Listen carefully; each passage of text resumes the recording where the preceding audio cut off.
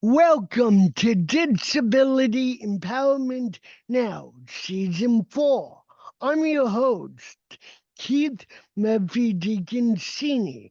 Today I'm talking to Rylin Rodgers, who is the Disability Policy Advisor at Microsoft.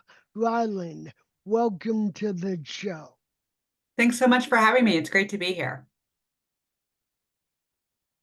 So tell me how you got involved with Microsoft. That's a great question. I like lots of members of the disability community have kind of a long and windy road in terms of career experience and how we get to the roles that we're in. My joke, which is not really a joke, is that I was born for disability policy. I was born in 1975, which, if you remember your history, is the year that the United States first had special education law to allow disabled students the right to a free and appropriate public education. I showed up in kindergarten 5 years later, and I was amongst the first generation of students that benefited from that law and had an IEP all the way through.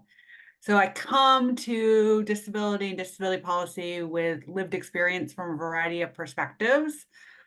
Really spent the majority of my career in the not-for-profit space, working directly with programs and advocates, and my passion and hobby was sort of disability policy on top of other roles. Then joined a national organization in Washington, D.C. to be the policy director several years ago, and was looking for my next challenge. And somebody said, "Hey, Microsoft has this job." And I said, "I don't like me in corporate America, probably not a match made in heaven." But my rule is always to have the conversation because I learn something and I build networks by having conversations. So I had the conversation, and the interview process made me really interested in the job because Microsoft had, like I like to say, done the pre-work. Microsoft has decades of experience working on accessibility. Over 8% of our workforce identifies as disabled, so we have experience on what it takes to do that well. And it was time to bring that experience to the policy conversation. So I took the job texting a hypothesis of whether or not I could make a bigger difference on public policy from inside a large corporation than I could make from a not-for-profit role. And so I've been here for 2.5 years, learned a lot, and had a lot of opportunities to partner with the disability community to move policy forward. So you told us about the interview process and that Microsoft had done all the pre-work. Could you talk more about that pre-work and how it translated or got you prepared on site for your day-to-day interactions, advising them on disability policy and accessibility? Yeah, a couple of things that I find to be really positive and make it possible for me to do my job as a disabled woman and to do my job around helping to move forward disability policy. One is the frame that Microsoft takes when they think about disability and disabled talent. We think about accessibility as a fundamental right. And so that sort of statement, which to me is statement of the obvious, but a corporation making that statement isn't always true. So that frame really helps move things forward. I think the other piece that was a tremendous strength is the way the organization has strong leadership around disability and accessibility. We have a chief accessibility officer, Jenny LeFleury. She is a remarkably talented leader who has that executive level leadership. I also really appreciate the model that she's led, which is a hub and spoke model. Disability and accessibility are not a silo within the company, but a part of everything. I think it also really matters because I'm passionate about policy change and changing the world and making public policy work for disabled people, which frankly, it hasn't always. And the fact that Microsoft came to the table and comes to the table with experience of what did it take to stand up a supported employment program? Why do we as a company object to 14C? And why can we show that the value of individuals with intellectual disabilities and roles on our campuses is critical to our business? And being able to share those examples brings a different dimension to changing policy. So I think that sort of the structure of Microsoft, the strength of leadership, the view of disability as a talent that's actively being recruited for and supported, all make things possible. I will also say it is a job where I have had sort of the most support related to who I am as a human and bringing my full self to work. And it's a little bit surprising for me to say that it's the most support I've ever had because I come from disability group, not for profits. Part of it is Microsoft has resources that not every other group has. But the ease at which we can have conversations about accommodations, about adjustments, about what do I need in order to bring my talents to Microsoft has been really empowering, and I've felt incredibly supported by that process. I also have really appreciated that that kind of support and accommodation is through the interview process, through the hiring process, and then as an employee. So Microsoft is one of the two tech giants in computers. The other, of course, is Apple. And my thought, I've used both growing up almost simultaneously. Mostly Apple through the lower education or grade school education. So it may be looking at computers from that lens to where I, nothing against Microsoft, just assume that the competitor, and I don't know if you guys really view Apple anymore as competitors. There's a long history between the two companies. I figure, and I'm pretty sure I'm not the only one, that computers involved in education, particularly grade school, primarily would focus more on accessibility. So it's very reassuring, and I don't want to use the word surprising, but for lack of a better word, surprising when I found you and your colleagues through LinkedIn, which is where I find a lot of people nowadays. Shocker there.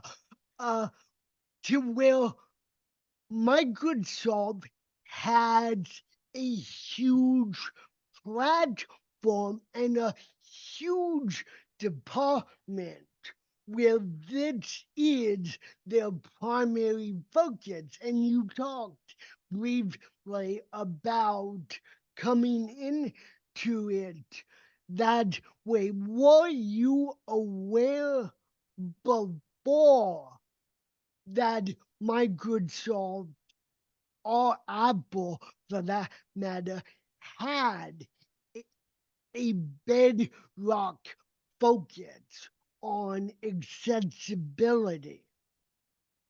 Yeah, I think it's a great question, and it's particularly a timely question as technology continues to accelerate. A couple of things. Our mission at Microsoft is to empower every person on the planet. And every person on the planet includes those of us with disabilities.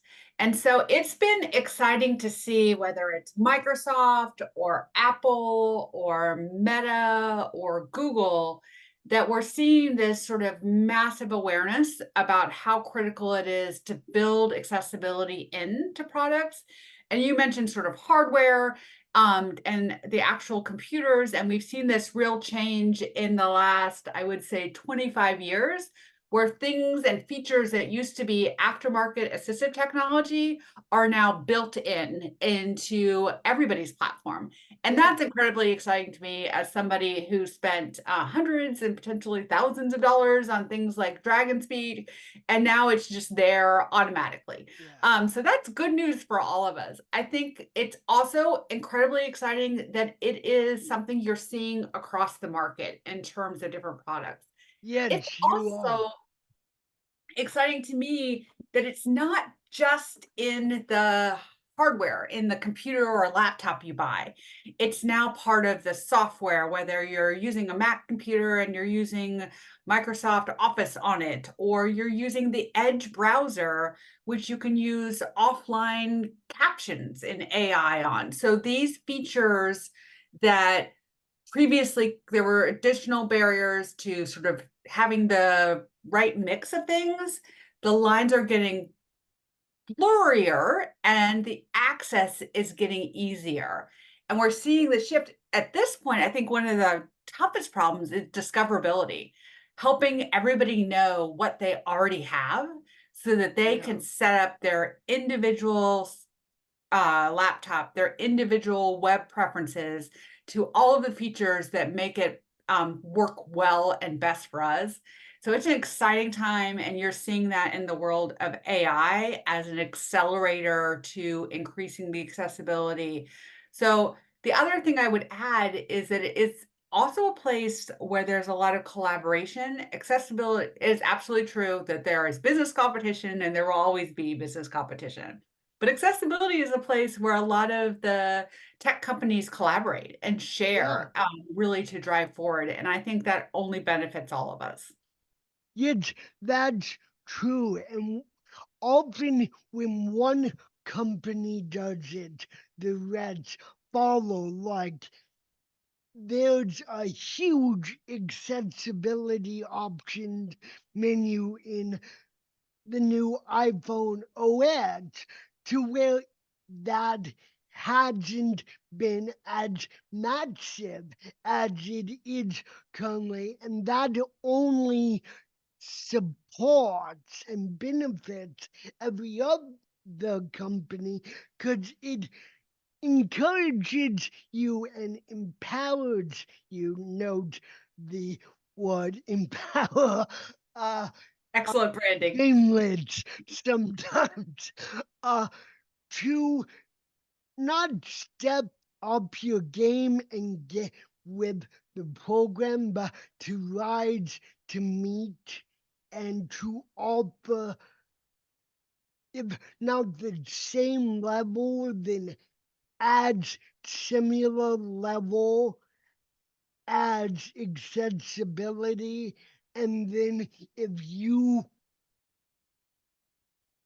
overtake that, the other companies have to look to you. So, and you mentioned collaboration, and as tech giants, particularly Apple and Microsoft,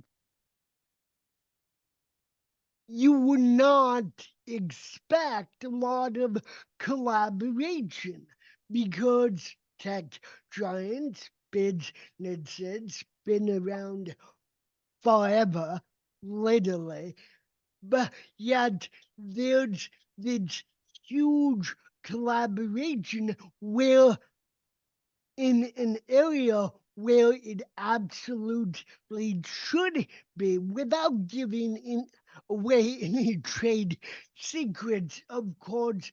Could you talk more about that collaboration? Because that's very fascinating and heartening to hear. Yeah, I think one really good and timely example of the collaboration is around data and data sets that are missing to make sure that everybody benefits from the acceleration of AI. And so a really nice collaboration is addressing a gap in the AI that supports good captions. So many of us are experiencing the fact that AI captions are getting better. They're the rates at which they are correct and their error are getting better. Their error rates are going down, but there's some gaps. And one of the key gaps is non-typical speech patterns. So for those of I have no idea, none at all, what you're talking about. Sorry to interrupt, but I, I I'm probably the last person on the planet who had any idea what that is like. Wink, wink, nudge, nudge. So, what you're well aware of, so speaking to the choir here, is that individuals whose disability gives them a non-typical speech pattern, often the captions are, to use a technical term, kind of crappy. They're not doing a good job of picking up our speech. And that's because the data sets that really drive the AI captions didn't have enough information and enough recordings of non-typical speech. And in order to fill that gap as quickly as possible, we needed to collaborate together. So this is a project that Meta and Apple, Google, and Microsoft all came together and said, let's fund the research. Let's fund the research to get speech patterns for individuals with intellectual disabilities such as Down syndrome, for disabilities such as cerebral palsy, for Parkinson's, into the data sets so that each one of us that can then take that data into our proprietary AI captioning services and correct that gap and make it more accessible for everyone. So that work is ongoing. We invested together because we can do it faster together if we all put our resources together. And then we could take that data, which doesn't exist yet as fully as it should be, and make sure it's supporting each product line. So it's a really nice example of how we can collaborate and still move forward each product. Well, I would have loved to be a fly in the room where that collaboration took place. I'm assuming it happened in person or over Zoom.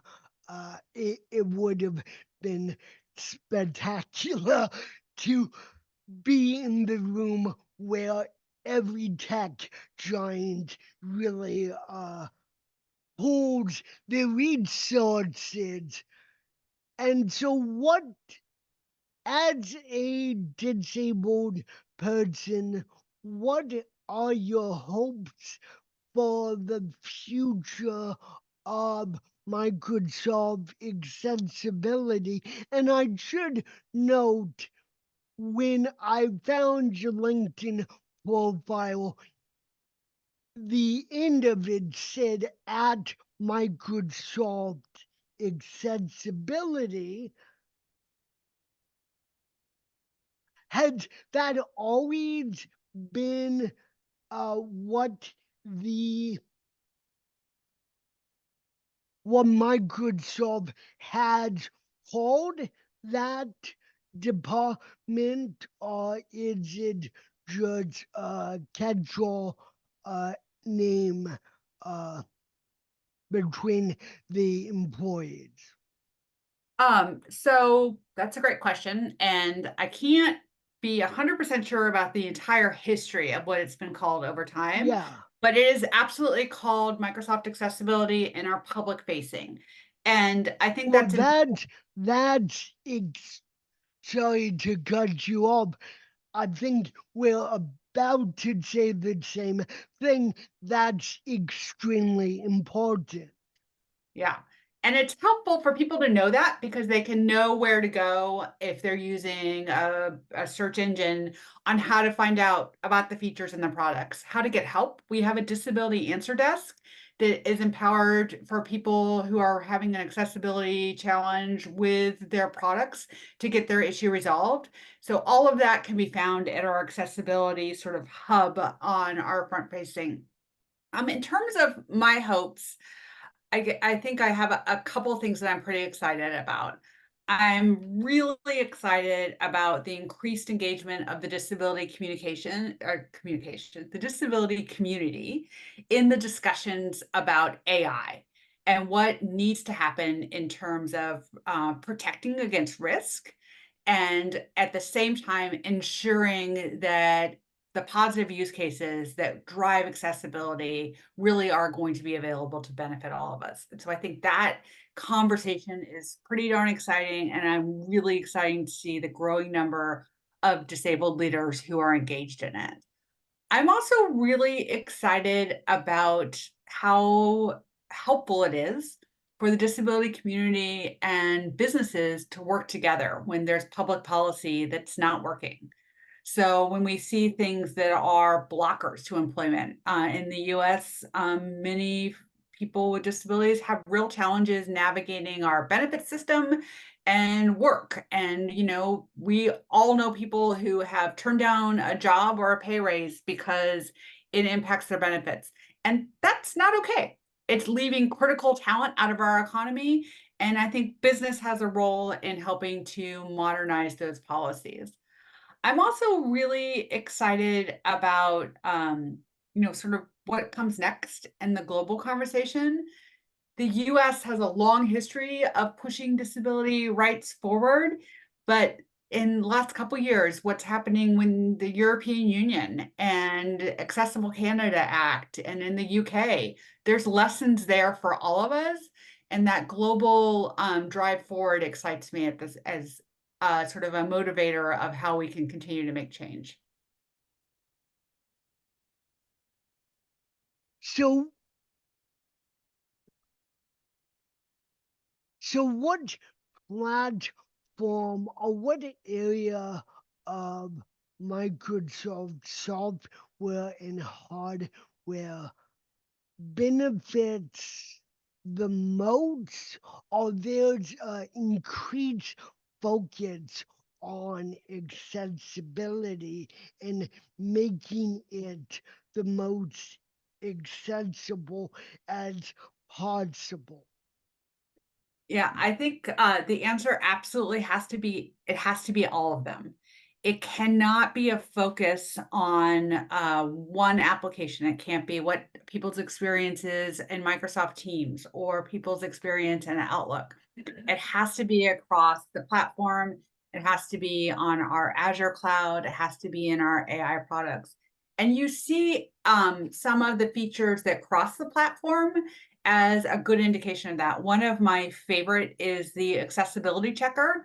It now lives in your email, in your Word document, in your Excel, in your PowerPoint, right next to the spell checker. As a dyslexic woman, I'm very close personal friends with the spell checker. But now that I can also push the accessibility checker and double check to make sure that I haven't missed an alt text before I send out a slide, that my headings are correct, that if there's a video that there's captions in it, and that it prevents any of us with or without a disability from sending out something that's inaccessible. So that type of integration across all products is the way accessibility has to be. We're not in a digital world anymore where we think about accessibility as assistive technology that we add on. Accessibility has to be built in, and it has to be a delightful experience for all of us.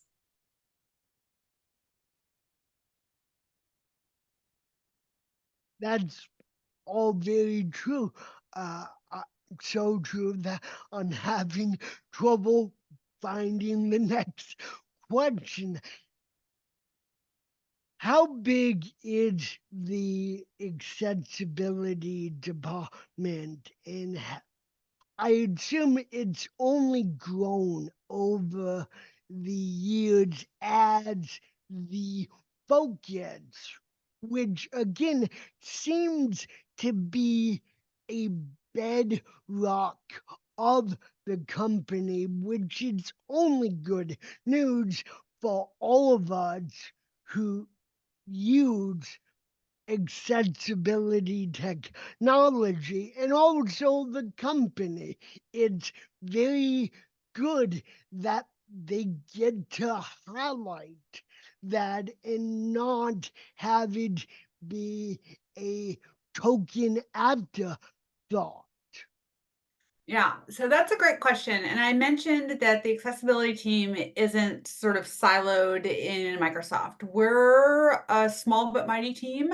But I think the important piece is that it is not the responsibility of the accessibility team alone to provide accessibility at Microsoft. So it's a hub and spoke model where each part of the business has accessibility responsibilities and accessibility roles. So you may not have a role on the accessibility team that answers directly to the chief accessibility officer, but you may be in charge and empowered with accessibility on one of the product teams or one of the sales teams. And I think a piece of that is reflected in the fact that accessibility training is mandated for every single Microsoft employee. So that's a culture That's piece. incredible. Yeah, it's part of all of our jobs. And I think about that as frankly the way the world should work. Like there's not a Absolutely. role in life and work and community that isn't about accessibility because disabled people are in every place and in every environment. And so it's not an extra or somebody else's department. It has to be part of everyone's work and responsibility. You seem very comfortable in this job. Looking back as you were coming from the nonprofit sector, could you imagine that you would be this comfortable? As you said at the top, you did not think your work with tech companies or businesses would be the proverbial match made in heaven, but from an outsider's point of view, it seems like Microsoft has sort of proven you wrong in just a few years. And I know that's a huge assumption to make, but listening to this episode, that keeps that keeps flashing in my head. Yeah, so I think there is a truth to it's been a good fit. And what I would encourage people to think about is if you're considering a job that maybe doesn't seem like where you belong, to engage in that conversation and to explore. Because it wasn't on my radar and I really didn't think I wasn't looking at corporate roles and I certainly wasn't looking at tech roles. And the fact that there's opportunity and interest and active recruitment of disabled talent is an opportunity for all of us all to think about. I mentioned the fact that Microsoft has required accessibility training for everyone. I think that I'm at a place in a corporation that has such a commitment to culture and fundamental rights has made it an easier fit. Do I always feel like I fit into corporate America? No. Do I have massive imposter syndrome most days? Absolutely. But what I keep coming back for is this work lets me learn. I've learned a lot.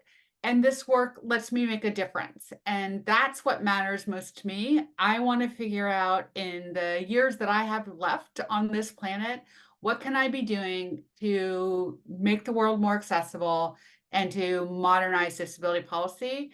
And right now, this role lets me do that. And that's pretty exciting.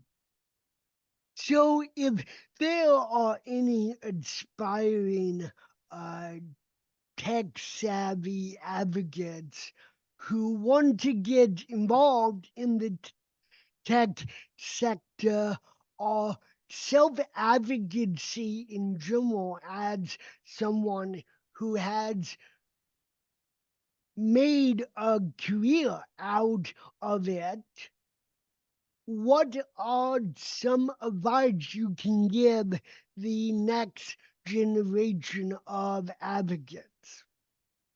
Well, first of all, I would say that you are desperately needed. The world absolutely needs the power of your voice, your lived experience, your passion, your expertise, and that there are growing opportunities. You know, this role didn't exist at Microsoft 2.5 years ago. And other companies are thinking about what are we missing in terms of workforce roles. So really looking and being open to being the first to push open those doors, looking at what companies need your voice. And then, you know, the other part of my sort of career path, which I mentioned is windy, is that always being grounded in what you want to accomplish and being willing to have conversations and figure out if the next step, it might not have been what you planned for, but it might be the right place for you to make a difference and bring your passion. And that difference is really powerful. So, we talked a lot about the accessibility angle throughout the entire company, which is very heartening to hear because a lot of lay people would think that tech companies in the past and nowadays just use accessibility and accessibility advancements as a token afterthought, and that seems to be a model that we're shifting away from faster and faster every year. You mentioned the culture surrounding accessibility. What is that like in one of the biggest and most well-known computer companies? Yeah, I think I see the culture in big and small ways. One of the big ways that is reflected is in the physical spaces. If you have the opportunity to go visit a tech campus, they're, you know, kind of shiny and fancy and they have cool things and yeah, all of that.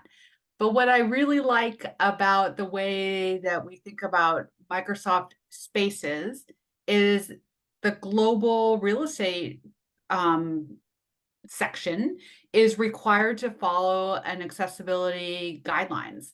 And it is not about meeting the ADA or other sort of baseline accessibility standards. It's about how can a physical space be welcoming to everyone who will use it? How can it be as universally designed as possible? And how does it support people's work needs? So when you walk into a Microsoft space, you know, the flooring transitions are smooth so that if you're a wheelchair user or someone who's blind, those paths of travel work well. The sinks, where, you know, it's a tech company, so there's delightful free beverages everywhere and little kitchenettes, but the sinks are roll up with the faucets to the side. So if you're a wheelchair user, you can get access in the same way that everyone, and it's designed that way. So it's not a sink on it, it's all the sinks. And I think that that type of physical environment helps us all see the world differently. If we're looking at big and small changes around us that are very intentional to ensure that everyone has access in an equitable way, then it helps us see the world that way, that everyone should have access in an equitable way. I think the frame about accessibility and disability as a talent, you know, there was a history in corporate America and in some companies it still exists. When they talk about disability hiring, it's more as a philanthropy or sort of a nice to do, like look at us, we've done a nice thing. Tags right off. Yeah. And in this, it is in this company, it is about if we want to win the tech race, if we want to make profits, we need this talent, and that frame of it as a strength, I think is really important in culture. So we talked a lot about a lot of topics in this episode, and we've, I'm sure, barely scratched the surface of everything that Microsoft is doing on a daily basis, whether it's updating legacy programs or getting ready to launch the next gen OS. I mean, it's that massive. What do you I like to think that both advocates with disabilities and those who have yet to discover and embrace their disabilities listen and watch this program.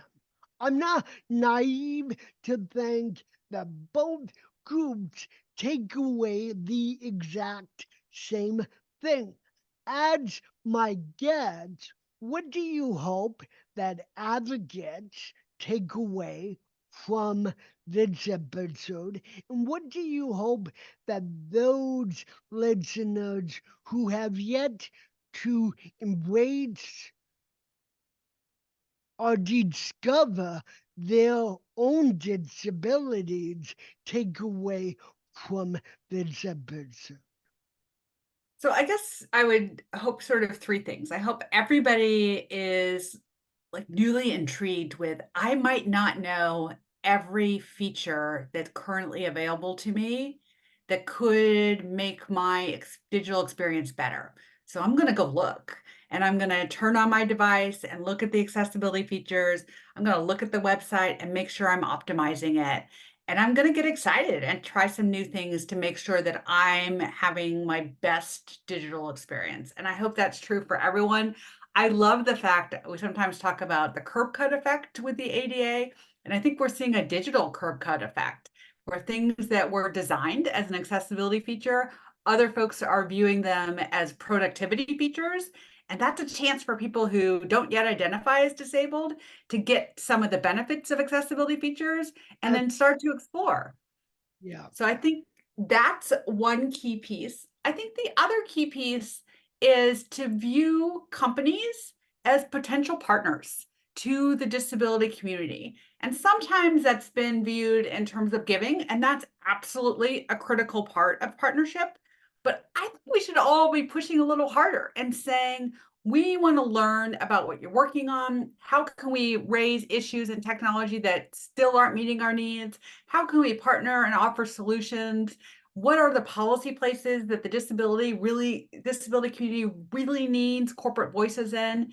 And really engage in that partnership conversation, whether it's with Microsoft or other businesses that you're using. I think that's a key takeaway for all of us. And then the third part is really thinking through your own networks. And if you're not yet engaged with disability leaders in corporate spaces, think about, who else do I want to meet, that and start to bridge those conversations moving forward, because it's been a cool part of making that shift from not-for-profit to the corporate world, to get to meet folks from lots of different businesses who have lived experience and passion with disability, who maybe are not as connected to the more traditional disability community as they want to be. And so there's some opportunity to really think that through. Do you miss the nonprofit world? Do I miss it?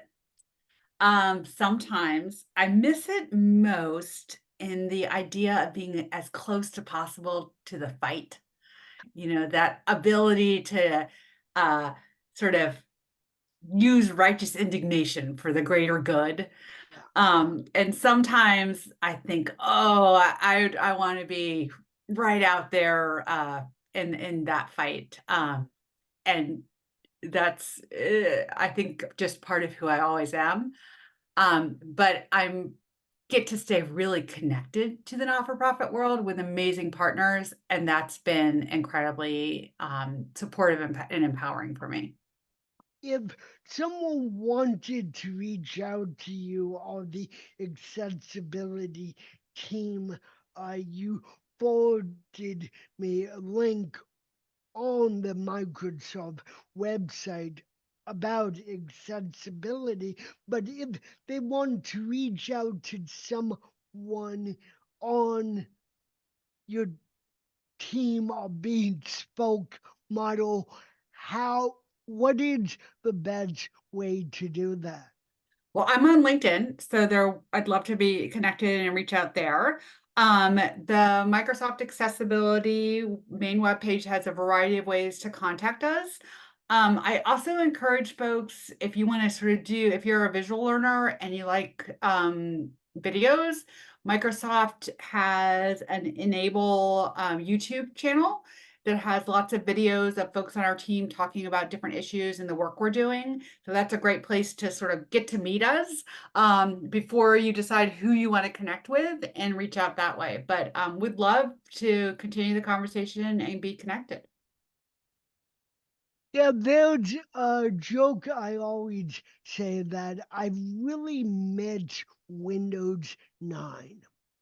Windows 9 never ever had its chance to shine in the sun. I've been using Windows primarily since 3.1, and I can say with confidence that that includes using 11 and 10 before it for years now, and I can confidently say that I most surely do not know all of the accessibility features that Microsoft packs in to their latest updates.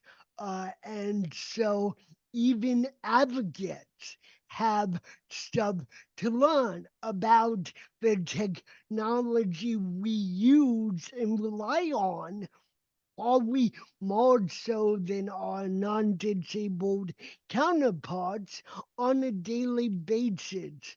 Uh, Rylin, I want to thank you so much for coming on the show and for letting us peek behind the curtain on the bedrock part of Microsoft. It may have been a afterthought years ago, but it certainly is not now. And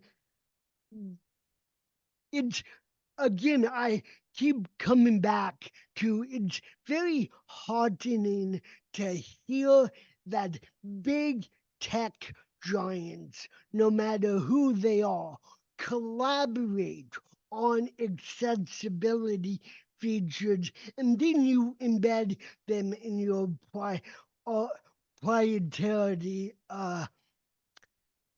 technology. But as lay people, it's not really thought of, or we don't really assume that there's a lot of active collaboration and actively collaborating on a major part of usability as accessibility has only strengthened every company who has collaborated. And I thank you for letting us see that in action. And I hope you will come back again soon. Thanks so much. This has been a great conversation. I really appreciate it. Thank you.